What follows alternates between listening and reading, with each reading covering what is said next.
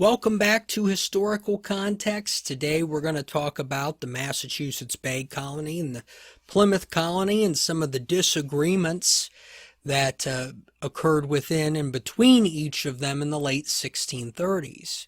We're going to start in March of 1636, where Edward Winslow is elected governor again in the Plymouth Colony.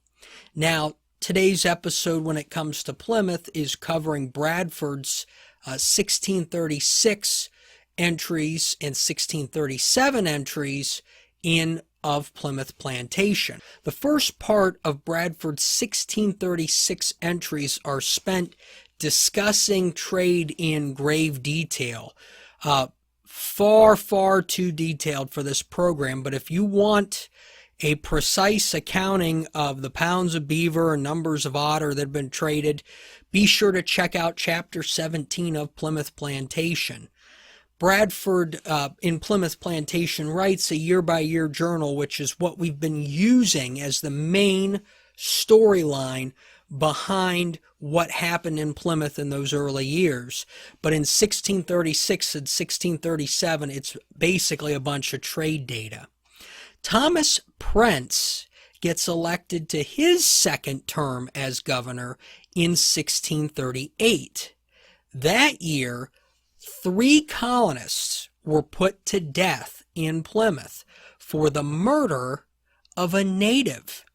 It's the first time I've come across capital punishment enacted upon colonists for crimes against natives since I started doing this. A 4th individual was convicted of the capital crime, but escaped. Had a 24-hour news cycle or the modern technology systems existed in this time, this story would have likely been all the rage. It probably was in that time anyways, this 1638 murder.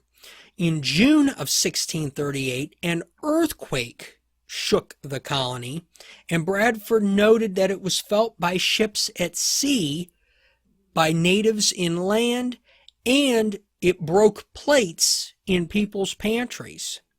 He said that the seasons following the earthquake were less hot, but whether that was related to the earthquake or not, he said, quote, "I leave it to the naturalists to judge."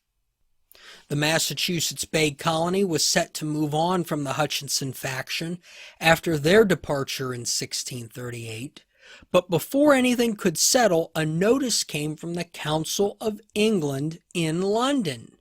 They requested that the Massachusetts Bay Colony return their patent. And if you'll recall from earlier episodes, when John Winthrop came over and the group came over, they brought the patent and as much physical goods as they could bring over. They wanted as much separation from England as they could get. Now they were asking to undo some of that. This was due to a contentious dispute, and continuous dispute as well, with Sir Ferdinand Gorges, who now claimed he was the governor of all of New England, and that he was entitled to the patent. The colony, through its general court, refused to send the patent back, likely due to the continuous disputes occurring between the Crown and the Puritans. So a political battle is beginning to heat up in England, and the Massachusetts Bay Colony wants nothing to do with that. Remember, they came over to escape persecution in England. They definitely don't want to surrender anything back to it. In December of 1638, Dorothy Talby of Salem was hanged for the murder of her 3-year-old daughter. Winthrop mentioned that this woman had a history of attempting to kill her child, her husband, and herself. The Church of Salem had cast her out, but her behavior did not improve. She had previously been whipped, and when she was convicted of the murder, she was going to be pressed to death. The sentence was changed to hanging after she confessed. This is likely the first case of documented mental illness in the colony, if not all of colonial America. Over the winter of 1638-1639, Winthrop notes that the differences between Massachusetts Bay and Plymouth and Connecticut continue to grow. But he did not provide examples. Massachusetts Bay and Plymouth also had a boundary dispute that Bradford mentions in his writing as being the only issue of substance in Plymouth in the years 1639 and 1640. Each colony chose 2 commissioners and empowered each of those commissioners to settle the boundary dispute. And I want to go back briefly and touch on Bradford's what appears to be a very general or generic recollection of 1639. It's important to note that Winthrop is writing his story of New England in real time. Bradford is reflecting back. And when you reflect back in history, it tends to water down some areas because you're thinking about things that were significant several years ago, and you're not thinking of things that may have been significant at that time that would still be worth mentioning. So I find Winthrop's writings to be more significant to the history of New England than William Bradford's, simply because of the time in which they were written. The first meeting in 1639 between these commissioners over the boundary dispute did not provide any resolution, as the Plymouth colony asserted its patent was older than the Massachusetts Bay patent, but the Massachusetts Bay patent was more defined. So they're arguing over the style of the patent at this first meeting, and clearly that's not going to get them anywhere. The next year, the exact same commissioners were appointed, and they were able to come to an agreement. What a difference a year makes. At the same time, the growth of the number of free men of the colony made William Bradford's holding of the patent of Plymouth more and more unreasonable. In 1640, he was asked by others to surrender the patent to the colony itself. So Bradford personally held it. He was asked to turn it over to the people, and he willingly did so.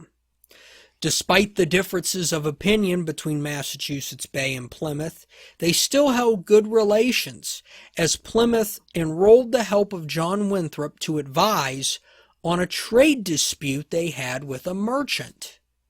The price of cattle in the year 1640 fell by 75%, creating financial ruin for some in the Plymouth colony.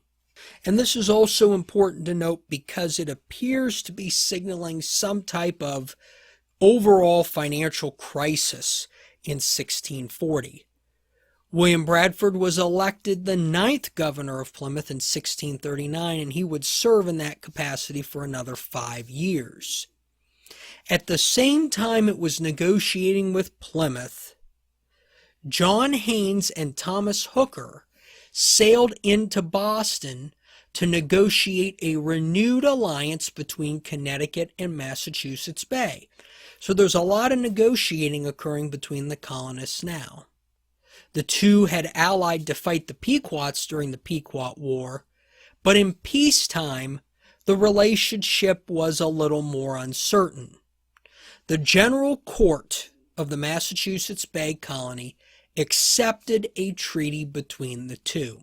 Massachusetts Bay would end the decade on a high note in terms of having good relationships with its neighbors, growing well, doing well. But a new decade is coming, and I kind of hinted that already with the price of cattle dropping 75%. A new decade coming to bring new domestic and international challenges to the colonies. And that new decade would bring the English Civil War. And the English Civil War would have an impact on the colonies, but that impact would depend on the colony itself. So now we have ended our growth and fracturing of New England unit, ending on a high note with everybody getting along. But now we're going to move the series to the English Civil War. And in this series, I'm going to talk more about the timeline of the English Civil War and how it related to each of the individual colonies and how they handled each situation. And I'm going to tell you right now, there was violence in the colonies directly related to the English Civil War. So it wasn't all just uncertainty and problems and arguing. There were some deeply seated issues. And we'll start that series next time on Historical Context.